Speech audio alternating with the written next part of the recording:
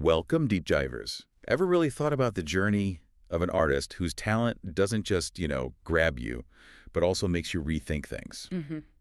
Imagine an actor who, well, through his performances, has brought forgotten histories back to life, totally reimagined iconic figures, and just consistently pushed the envelope on representation. It's quite something. Today, our deep dive plunges us into the really quite extraordinary career and, frankly, compelling life of David Oyelowo. You know him, the British actor, director, producer. His work has touched stages, screens, even audio waves all over the world. He leaves a mark, doesn't he? He absolutely does. And our mission today, really, is to pull out those key nuggets, the essential bits of knowledge about Oyelowo's path. It's remarkable. So what are we covering? Well, we'll explore everything from, believe it or not, his royal lineage and a childhood that spanned continents, which is fascinating in itself. Then, obviously, his pivotal roles, often groundbreaking ones, the critical acclaim that seems to follow him everywhere, and also the really impactful work he does, both on screen and off. So we're trying to get at what makes his performances click, what makes them so resonant. Exactly. And how his own personal beliefs, his convictions, how they actually shape his professional choices, it's all quite connected. Okay, so think of this as your guide, your essential briefing on understanding a real polymath of performance. An artist whose whole career feels like a masterclass in versatility, but also in purpose. That's a great way to put it. We'll kick off with his early life, the education side of things, which is pretty interesting. Then trace how his career developed, across stage, TV, voice acting, film. Quite the journey. Yeah, he's covered all the bases. Then we'll dig into the awards, the honors, or quite a few, that really acknowledge his impact. And finally, try and get a glimpse into the personal beliefs, the decisions that have defined him. The man behind the roles, so to speak. It's a really rich story. Lots to unpack. Definitely. Let's get started. So to really get a handle on an artist like David Oyelowo, you've got to start at the beginning, right? At his roots. Absolutely. And his foundation is, well, it's not typical. It stretches across continents, even touches on royalty. It's genuinely fascinating. Tell us about that early life, his heritage. It really is a tapestry woven from very diverse threads. So David Oyelowo, born April 1st, 1976 in Oxford, England. Okay, so British born. British born, yes. But the story deepens right away when you look at his parents. They're Nigerian. Right. His father, Stephen, is from Oyo State. That's southwest Nigeria, Yoruba. And his mother is Igbo from southeast Nigeria. Wow, so two major distinct Nigerian cultures right there in its immediate background. Exactly. That dual lineage gives him this connection to two of Nigeria's largest cultural groups. It sets a pretty complex multicultural stage for his identity right from the start. And he was also raised Baptist. That's a detail that, as we'll probably discuss later, seems to play a really significant guiding role throughout his life and career. Interesting. So this early mix of traditions, beliefs, it must have fed into his versatility later on. Oh, undoubtedly. That kind of exposure, it almost certainly contributed to his incredible ability to embody such a wide range of characters down the line. And sticking with heritage. Yeah. We absolutely have to talk about the prince thing, his Omoba status. Ah, yes, the royal connection. It genuinely surprises people, doesn't it? Oyelowo is technically an Omoba, a prince of the Yoruba people. That's correct. It comes through his grandfather, who was a king of a part of Oyo State called Awe. Yes, that's the lineage. It sounds incredibly grand, doesn't it? An actor with royal blood. It really does. What does that title Omoba actually mean in, Nigerian culture? Is it like European royalty? Well, it is a genuine connection to traditional leadership structures and Yoruba culture, which is significant. But Oyelowo himself, he has this wonderfully grounded, almost self-deprecating take on it. Oh, really? Yeah, he's often quoted sort of playing it down. He says things like, "It sounds way more impressive than it actually is." And there are so many royal families in Africa, and even, quite funnily, royal families are a dime a dozen in Nigeria. Huh, that's brilliant. He even came up with this witty analogy. He said, it's a bit more like being the Prince of Islington. Right. It was useful for getting dates, but probably not much else. I love that. So humility there. It tells you something about him, doesn't it? It really does. It shows he understands the historical significance, respects his roots, definitely, but he clearly prioritizes his own identity, his own achievements, over just an inherited title. Mm-hmm. That perspective, I think, it speaks volumes. He's not defined by it in a way that suggests, privilege or detachment. It's just part of his rich background. That's a really great way to put it. Yeah. So he has this noble lineage, but his actual upbringing wasn't exactly like palaces and protocol. Not at all. Far from it. He spent his very early years in Tooting Bec, South London, until he was 6. Right. Then the family made this huge move geographically, culturally, to Lagos, Nigeria. A massive shift. Yeah. His dad worked for the national airline there, his mom for a railway company. So he got this direct, immersive experience of Nigerian life. And that shift is absolutely key, I think, to understanding his development. Just imagine spending those formative years, 6 to 14, in Lagos, experiencing Nigerian culture firsthand, the energy, the rhythms, the people. Totally different from South London. Completely. And then they return to London when he's 14, settling in Islington. So these really contrasting environments must have shaped him profoundly. Oh, for sure. Think about it. Diverse South London, then formative time in Nigeria, including, interestingly, a military-style boarding school he attended there. Wow, really? Yeah, Lagos State Model College, Myron. And then back to urban London. That constant navigating of different cultural touchstones, different systems, it breeds adaptability. A really keen observational eye. You can see how that would be invaluable for an actor. Exactly. It cultivates empathy and understanding of different ways of being. It lays the groundwork for a truly global artist, someone comfortable inhabiting characters from all sorts of backgrounds. And it seems that time in Nigeria, that exposure, maybe also helped cement his early aspirations. He grew up idolizing figures like Sidney Poitier and Denzel Washington. Yes, those idols are incredibly significant, aren't they? Huge figures. Giants. And not just actors, but cultural icons who broke major barriers, especially for Black actors. They had this gravitas, commanded respect. For a young Oyelowo, especially as a Black kid in Nigeria, seeing global films, seeing them achieve that kind of stature, it would have been powerful, a clear vision of what was possible through artistry and impact. Kind of like a blueprint. Precisely. A blueprint rooted in excellence, integrity, and breaking down walls in what was, and often still is, a predominantly white industry. So how did he actually turn this inspiration into a path? His education, you mentioned the military-style school in Nigeria. Quite a contrast to the usual aspiring actor story. It is, isn't it? That structured, disciplined environment isn't what you typically associate with artistic discovery. But maybe it speaks to a certain resilience, finding your way even in unconventional settings. Perhaps. But when he returned to London, his artistic journey became much more direct. He enrolled in theater studies at City and Islington College. Okay.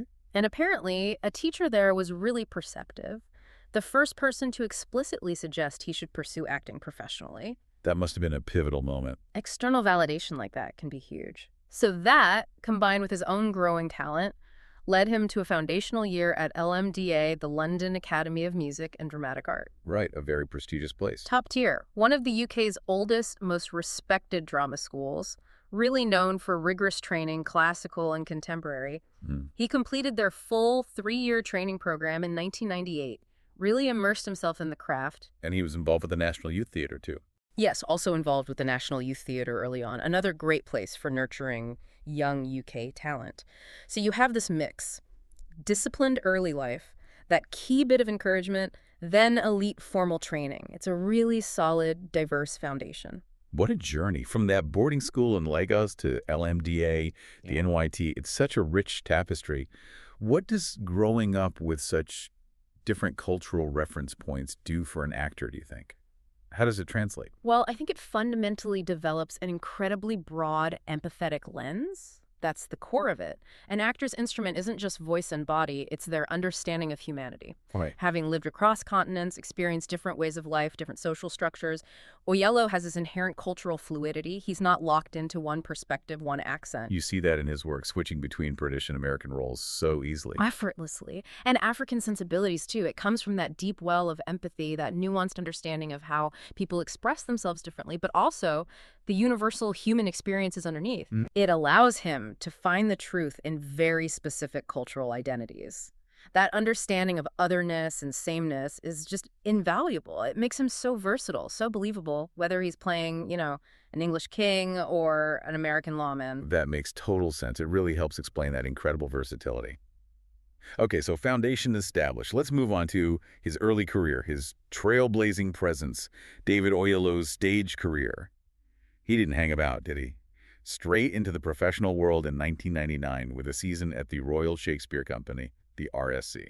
No wasting time. And the RSC, I mean, that's the pinnacle. It really is. For classical theater in the UK, arguably one of the best in the world, getting a season there straight out of LAMDA, that's not just a job, it's a massive validation. Signals real talent. Absolutely. It tells the industry you've mastered classical texts, you have vocal control, stage presence, the whole package. Yeah. That becomes the bedrock for everything else. So what kind of roles did he tackle there early on? Serious stuff.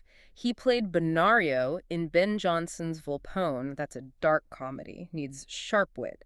He was Abonin in Orinoco, a really powerful restoration tragedy. He did a radio version of that too, right? He did, yeah, showing that adaptability early on. And he played Dercetus in Shakespeare's Antony and Cleopatra, alongside big names like Alan Bates. Wow. So diving right into challenging work. Definitely. These roles immediately showcased his range, his gravity, right from the get-go. But the role that really put him on the map, historically speaking, and challenged perceptions, was King Henry VI.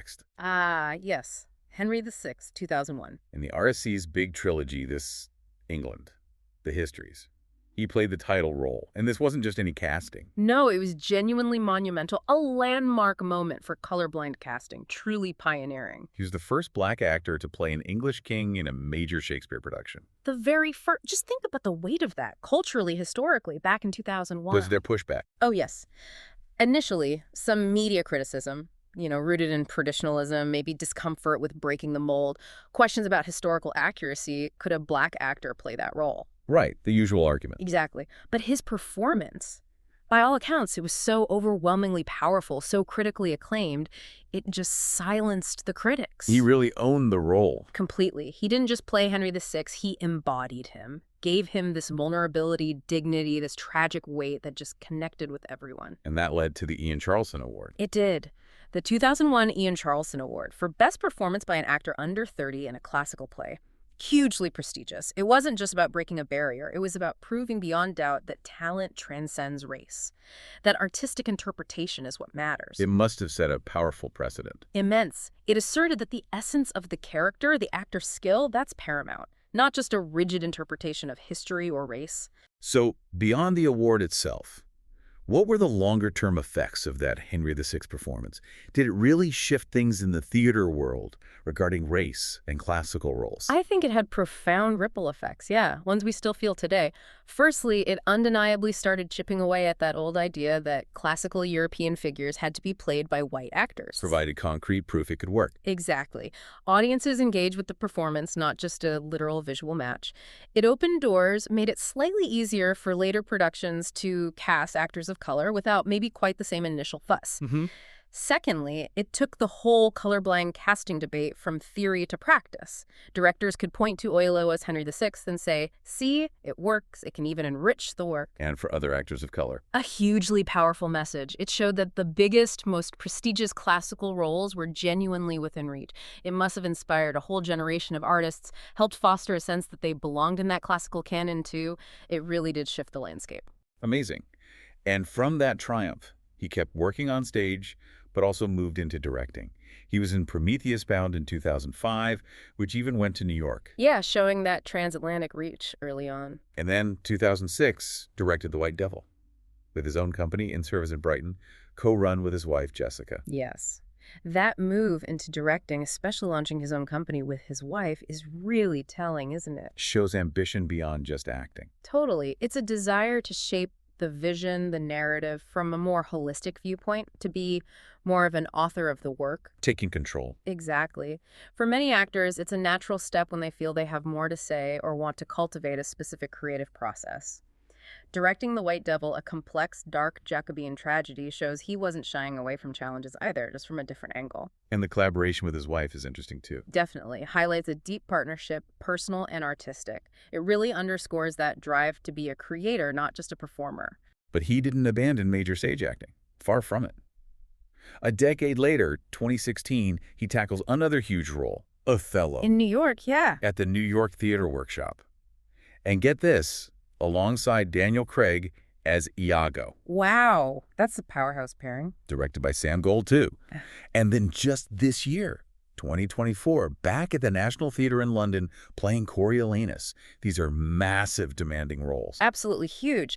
What stands out is his consistent choice of these incredibly challenging, emotionally complex classical parts. Othello, Coriolanus, these are titans of the stage. Right. Taking on Othello, especially opposite someone like Daniel Craig as Iago, one of theater's greatest villains, that speaks volumes about mutual respect, wanting a really dynamic, high-stakes theatrical experience. You need serious chops for those parts. Immense skill, presence, intellectual rigor. You have to understand human nature deeply, articulate, intense psychological states.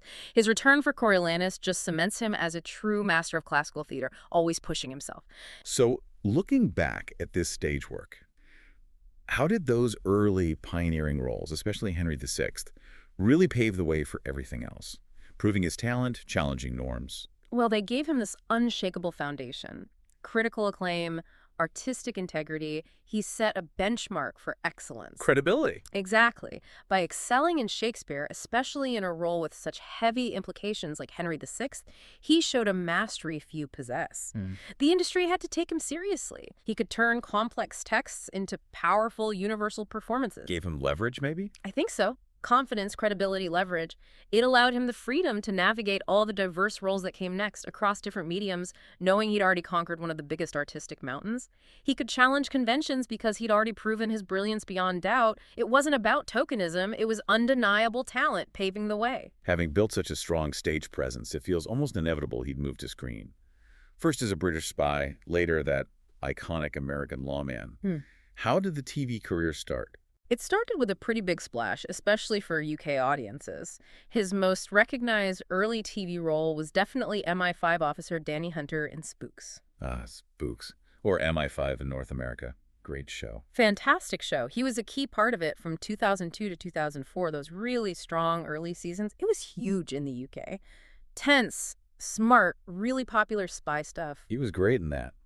Intense, but vulnerable. Exactly. It gave him major exposure and showed he could handle contemporary high-stakes drama with real nuance. He'd done bits before that, of course, Maisie Rain, Brothers and Sisters back in '98, showing he was already looking at screen work. And from Spooks, he really started showing his range, didn't he? Yeah. Popping up in all sorts of things. He did. He moved fluidly between genres. Appeared in the As Time Goes By Christmas specials in 2005, about as far from Spooks as you can get. Chuckles right. Had a cameo in Mayo in 2006. And what's quite interesting is that recurring pairing with Nicky Amuka-Bird. Oh yeah, they played couples or partners quite often. Several times. In Born Equal, Shoot the Messenger, both in 2006 and then later in the #1 Ladies Detected Agency in 2008. They had great chemistry. Clearly. Directors obviously saw it and used it. It let them explore different relationship dynamics across different dramas, showcasing his versatility again. He did other acclaimed British stuff too, right? Oh, yes. Main roles in things like 5 Days in 2007. That was a really gripping mini-series about a missing person case. I remember that. And The Passion in 2008, where he played Joseph of Arimathea. So, again, contemporary, historical. He could bring depth and authenticity to both, really built his reputation as a reliable, compelling screen actor. And then he moved into adapting major novels and hitting HBO. Big steps. Definitely big steps. He played Gilbert in the BBC adaptation of Andrea Livy's Small Island in 2009. Fantastic book. Powerful adaptation. Really important story. Absolutely. Then Blood and Oil for the BBC in 2010. But a huge turning point, especially for U.S. recognition, was the HBO film Nightingale in 2014. Ah, Nightingale. What made that one so special? Got a lot of attention. It was extraordinary, almost like film theater. It's basically a one-man show. Oyelowo carries the entire film pretty much alone on screen. Wow. That takes serious skill. Immense skill. He plays a man descending into delusion. It's raw, powerful, psychologically intense. He got loads of award nominations for it. I can imagine. To hold the screen entirely by yourself, convey that level of emotional complexity and isolation. Yeah. It's a tour de force. It proved he could anchor a whole narrative single-handedly, captivatingly. Really cemented him as a major dramatic force. Which brings us right up to his more recent, really high-profile series work. Many listeners will know his voice from Silo on Apple TV+, Holston Becker. Great character, great show. His voice work is fantastic there. But the big one, the one making huge waves, is Lawmen. Bass Reeves on Paramount plus Tremis, he stars and co-produces. This feels like more than just a role for him. Oh, Bass Reeves is incredibly significant on multiple levels. It's compelling drama, yes, but it's also vital historical storytelling. Tell us about Bass Reeves himself. He was a real person, born into slavery, but after the Civil War, he became one of the very first black deputy U.S. Marshals. And crucially, the first black deputy marshal west of the Mississippi. An amazing, largely forgotten figure in American history. Wow. And Oyelowo championed this. Massively. His involvement as co-producer shows his deep commitment to bringing these essential, often overlooked historical narratives to light. It was a passion project he pursued for years. And his performance. It's fantastic, richly nuanced, captures Reeves' strength, his integrity, the incredible challenges he must have faced. It's no wonder he got the Golden Globe nomination for it this year. Right.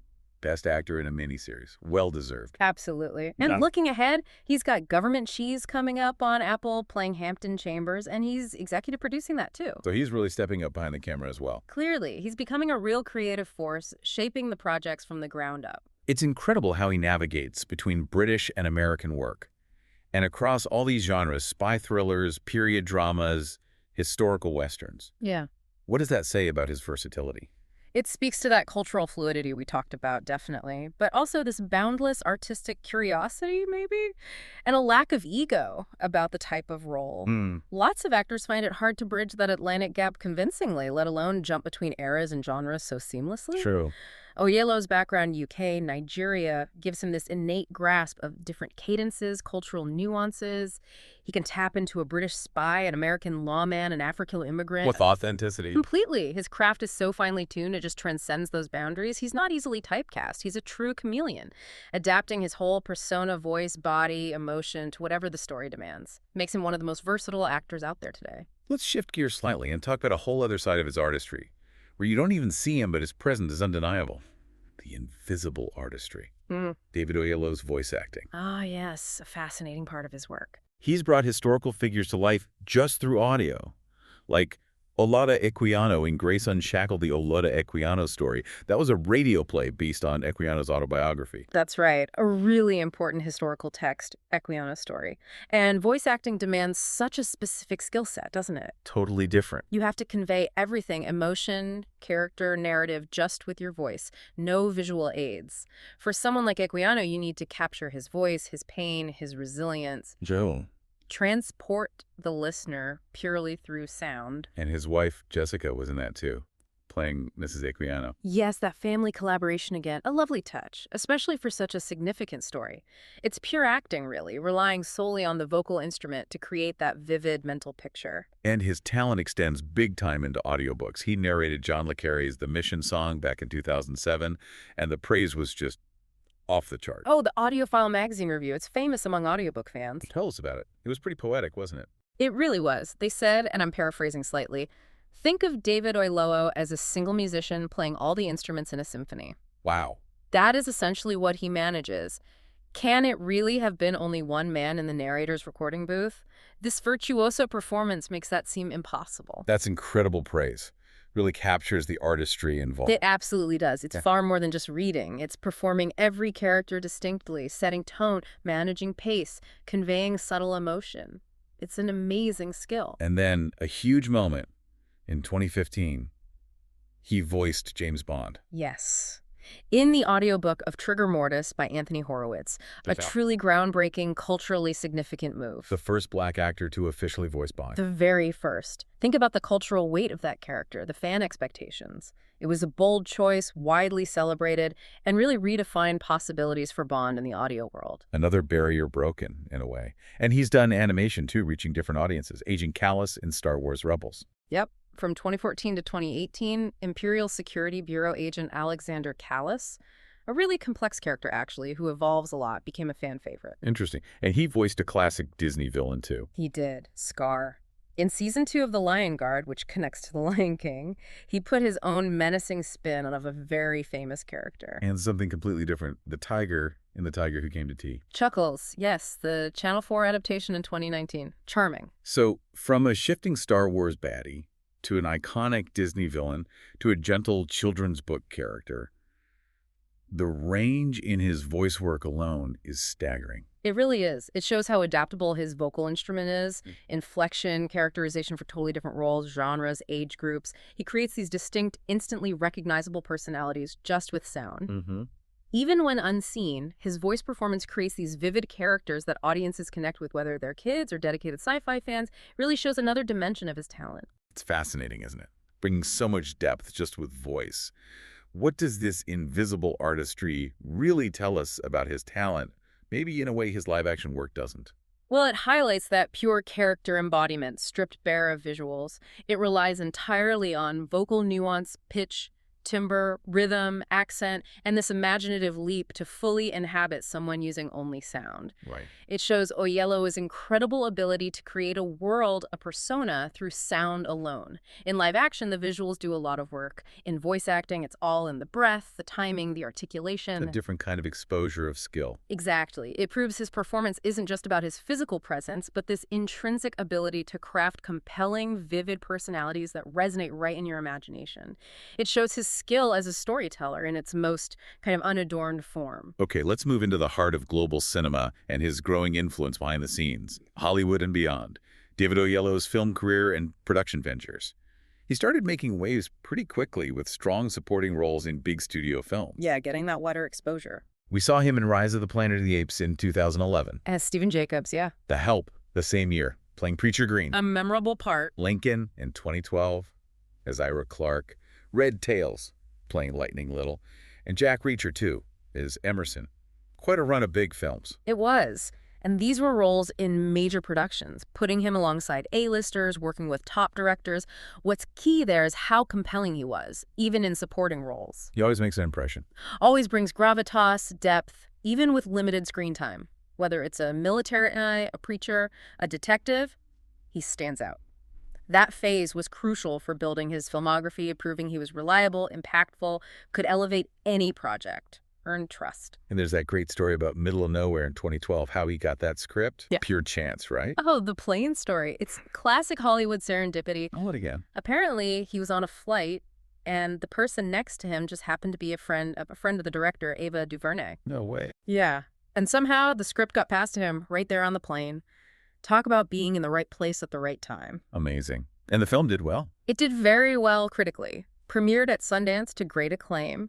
It's a powerful indie drama about a woman whose husband is incarcerated.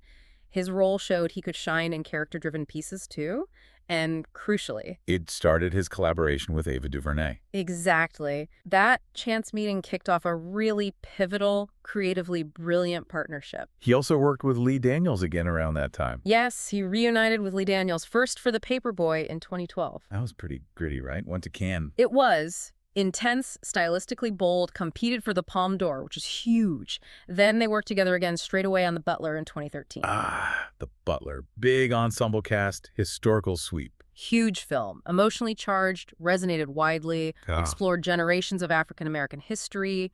Oyelowo played Louis Gaines, the politically active son. A central role. Absolutely central to its emotional core.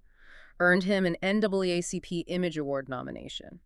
Working with Daniels twice like that showed real trust, creative synergy, bolstered his standing significantly. But the landmark collaboration, the one that took his film career to another level, has to be Selma in 2014, with Ava DuVernay directing. Selma. Portraying Martin Luther King Jr., arguably his most iconic film role. Without a doubt. Selma was more than a film. It felt like a cultural event. Came out during renewed conversations about civil rights, racial justice. And playing Dr. King. The pressure must have been immense. Unimaginable. It's not just about resemblance. It's embodying his spirit, his oratory, his moral authority, the sheer weight he carried. Oyelowo's portrayal was just masterful, universally hailed. He captured King's humanity, his struggles, his power. Astonishingly authentic. And the backstory there is interesting, too. It wasn't always going to be DuVernay directing. Right. Lee Daniels was originally attached, but he moved on to The Butler. Yeah. It eventually landed with DuVernay and Oyelowo, and that pairing just proved creatively electric, profoundly impactful. Such a shame that other project they planned, Americana, didn't happen. Yeah, the adaptation of Chimamanda Ngozi Adichie's novel with Lupita Nyong'o, too. Highly anticipated. Scheduling conflicts, apparently, a real shame. Shows even promising projects face hurdles. But 2014, the year Selma came out, was also when he took a huge step towards controlling his own narrative. Yoruba Saxon Productions. Yes. Founding his own independent production company, that's a pivotal moment. A clear signal of ambition beyond just acting. Absolutely. It marks that shift from interpreter to initiator. He wants to actively shape the projects, especially stories that might struggle to get made otherwise. Like a United Kingdoms, his company co-produced that, right? Yes, Yoruba Saxon co-produced Nightingale, Captive, Five Nights in Maine, and significantly a United Kingdom in 2016. He starred in that too as Seretse Khama. The first president of Botswana. Right. And his marriage to Ruth Williams. Exactly. A powerful true story about interracial marriage, political struggle. Oyelowo really championed that film. This move into production shows that expansive vision, empowering himself to be an architect of storytelling, championing diverse voices. And his film career just keeps going strong. Recent stuff includes big projects, personal ones. He was with George Clooney in The Midnight Sky on Netflix. Sci-fi, yeah, 2020. Did voice work for Peter Rabbit 2 in 2021. Appeared in that fun mystery, See How They Run in 2022. Keeping busy. And then a massive development for Yoruba Saxon. A first-look deal with Disney in 2021. Huge. That's a major vote of confidence from one of the biggest studios in the world. What does a deal like that mean? It means direct access to Disney's resources, their distribution network, global reach. It's a game changer for an independent company. And the first film from that deal sounds amazing. The Return of the Rocketeer. Yeah, a Disney Plus sequel. He's producing with his wife Jessica and Brigham Taylor, and what's really exciting is that he might star too. Playing who? The potential role is a retired Tuskegee airman who takes up the Rocketeer mantle. Wow. Taking a beloved franchise and giving it this fresh, historically resonant angle. Exactly. It's about building that legacy of diverse, empowering stories, reflecting a broader range of experiences within established worlds. That sounds incredible. And he's still acting in other things too. John the Baptist. In the Book of Clarence. Day 23. Yeah, after that short film that got an Oscar nomination. Right. Best live-action short film nom at the 2024 Oscars. Shows commitment to quality storytelling in all formats. And role play in 2024. Yeah. He keeps delivering. Prolific is the word. His recent work blends commercial appeal with real artistic integrity. He's not slowing down, always seeking challenges, whether it's biblical figures or acclaimed short films.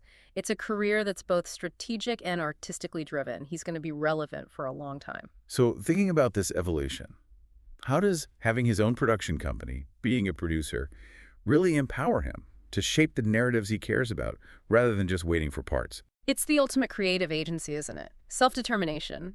As an actor, you're often reacting, waiting for scripts, fitting into someone else's vision. As a producer, especially with his own company and a Disney deal, he becomes a progenitor of stories, not just an interpreter. He gets to choose the stories. Actively seek them out. Champion untold stories, underrepresented voices. Make sure the narratives he believes in get made, and made with authenticity, depth, impact. He can identify gaps, develop projects from scratch, ensure inclusion on both sides of the camera. Gives him control. Unparalleled control over his creative output. Prioritizing projects that align with his values, his interests. It allows him to leave a much more significant personal mark. He becomes a true cultural architect. And it's clear his work resonates not just with audiences, but within the industry. Which brings us to a shelf full of honors. David Oyelowo's awards and accolades. He's certainly got quite the collection. The overview is impressive. A Critics' Choice Award, 2 NAACP Image Awards, nominations for 3 Golden Globes, 2 Emmys, a SAG Award, a BAFTA. That's a serious list, spanning British and American awards, TV, and film. And then, adding that royal seal of approval, appointed an Officer of the Order of the British Empire, an OBE, in 2016. For services to drama. Yes, the OBE is huge, a national honor from the UK, recognizing outstanding achievement or service. It shows his cultural impact being formally acknowledged at the highest level in Britain. It's a testament to his contribution. Going back to Selma, that iconic role, he won the NAACP Image Award for Outstanding Actor in a Motion Picture. That must have been particularly meaningful. Immensely so. Coming from the NAACP, an organization focused on celebrating achievements of people of color for that role, it acknowledges both the artistry and the cultural significance. Hugely important win. And he got Golden Globes and Critics' Choice nominations for it, too. Right. Widespread critical consensus. His performance as Dr. King wasn't just good, it was exceptional, transformative. He embodied King's spirit, struggle, legacy. Those nominations cemented him as a leading dramatic actor. But here's the amazing thing. Selma wasn't his only big awards contender that year. Nightingale, the HBO film, The one-man show, that yeah. also brought major accolades.